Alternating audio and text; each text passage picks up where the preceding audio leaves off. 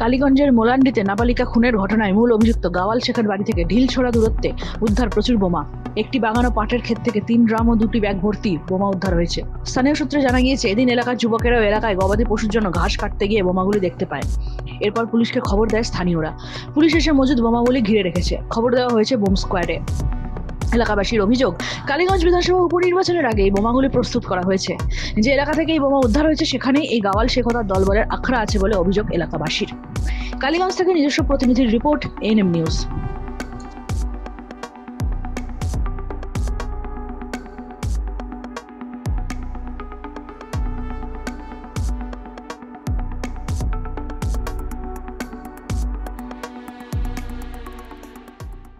আরও খবরের আপডেট পেতে সাবস্ক্রাইব করুন আমাদের ইউটিউব চ্যানেলটি আর বেল আইকনে ক্লিক করুন নোটিফিকেশনস পেতে।